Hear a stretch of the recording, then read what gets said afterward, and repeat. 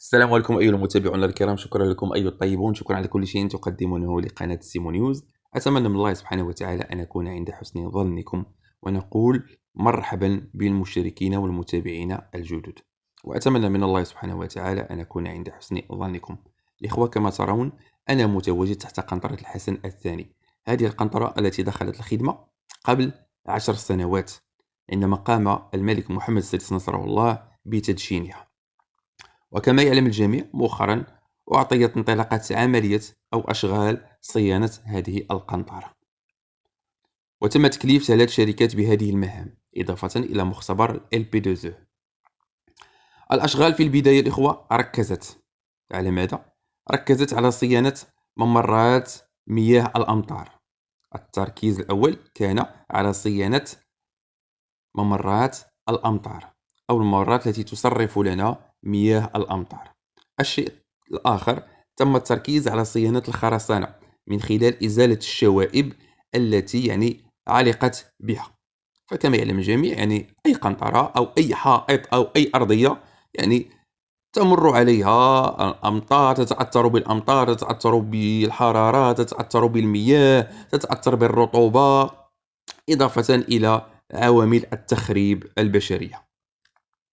المهم، فعلا كما ترون الإخوة أمامكم تمت إزالة جميع الشوائب على الخرسانة، وفعلا بدأت القنطرة أو الخرسانة تعود أو عادت إلى شكلها الأول. فكما يعلم الجميع، هذه القنطرة كانت أيقونة الإخوة، وكانت ذات جمال عالي، كانت ذات جمال. العديد من الناس كانوا يأتون إلى مدينة سلا أو مدينة الرباط من أجل مشاهدتها عن كثب، ونالت العديد من الجوائز الدولية.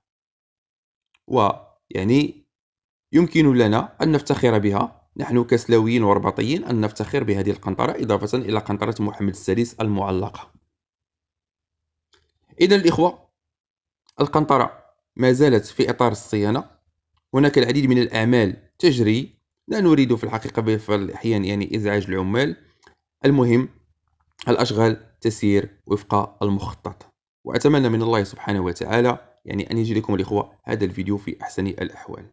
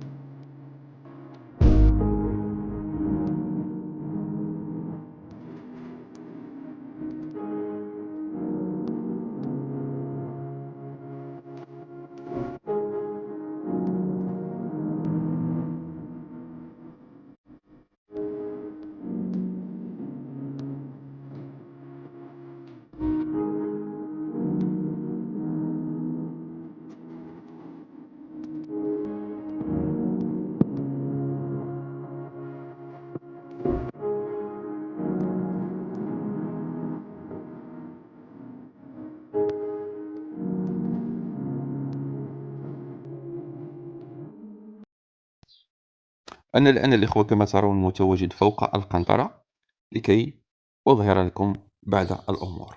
وكما يظهر أمامنا برج محمد السادس والمسرح الكبير.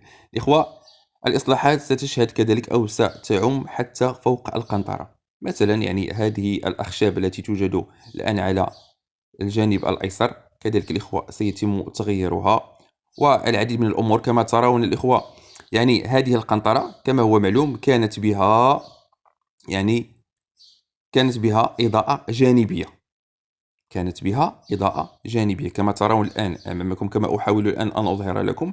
كانت في هذه الأماكن توجد مصابيح إنارة. العديد منها تم سرقتها وتمت يعني تعرضت للتخريب والسرقة، والبعض الآخر الإخوة يعني تأثر بفعل الزمن. هذا الذي الآن يظهر أمامكم الإخوة هي الممرات التي تقوم بتصريف المياه، حتى هي يعني شهدت عملية تنظيف وصيانة. تلك الممرات هي ممرات مخصصة لتصريف مياه الأمطار، عرفت كذلك الصيانة الإخوة مؤخرا. إذا أتمنى أن نلتقي في فيديوهات أخرى عما قريب.